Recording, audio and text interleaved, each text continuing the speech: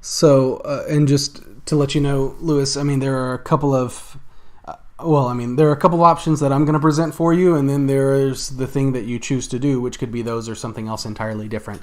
So I'm not saying you have to do one of these things. I'm just saying, logically, these could be a couple of options of what's going on right now.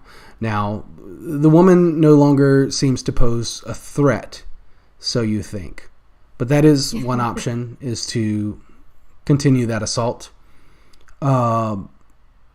Another option would be the fact that some of the palisades have splintered, and you could try to, there's, building materials here and there, beams, things like that. You could try to shore that up somehow to prevent it from collapsing. Or option number 3, something entirely different that you tell me.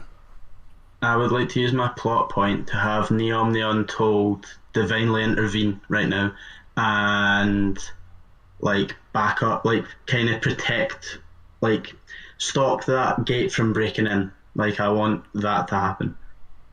Okay, so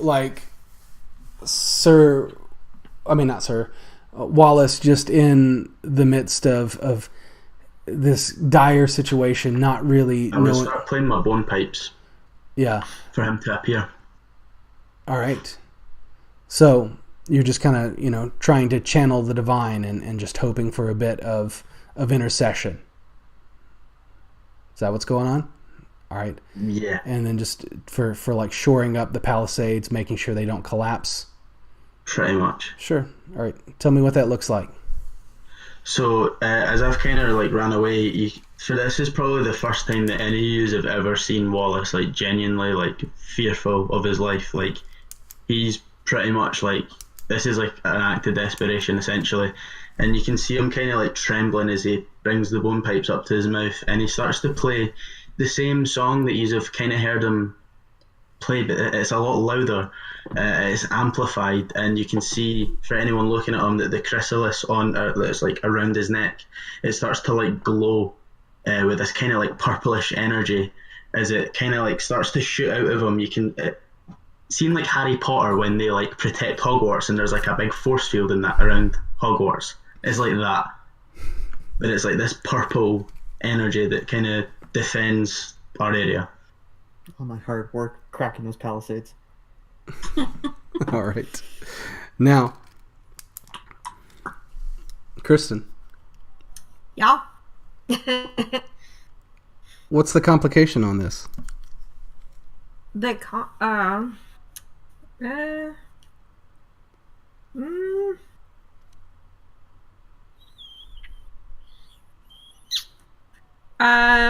A rock is thrown over and hits Wallace's bagpipes. It's Wallace's bone pipes. Oh, wow. Bone pipes. And breaks them. No, doesn't break them completely. But damage. Maybe just damages them. That's my dead pal's bones, man. That's why it's so all right. Good. Fair. Let me tell you what happens. Okay. All right. So, as you're playing the bone pipes, and the divine intervenes to shore up the palisades. You've never seen anything quite like this before, and you're feeling, pretty confident. About that moment, a rock launched over the palisades, smacks the pipes. Part of one of the bones splinters. You hit a sour note as it's shoved kind of up into your gums, and you sustain another 1 point of damage. I'm unconscious. And with that, Wallace falls. Does he channel anything? Because that would be stinky. No, he did. Oh, good. Yeah. Before she does this up, it's just Wallace's down. Yeah. So it was kind of surrounded in this purple energy, and where you saw the palisades kind of beginning to cave in, this energy just kind of brought it back up. and I don't know if any of you have the mending spell, but you certainly know what it is.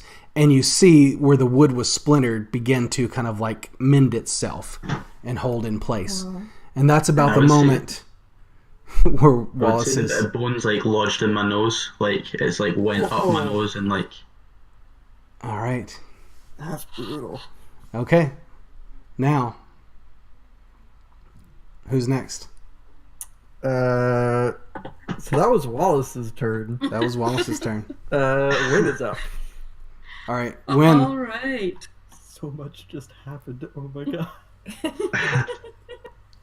And that totally changed everything I was looking at to do for my turn. Uh-huh.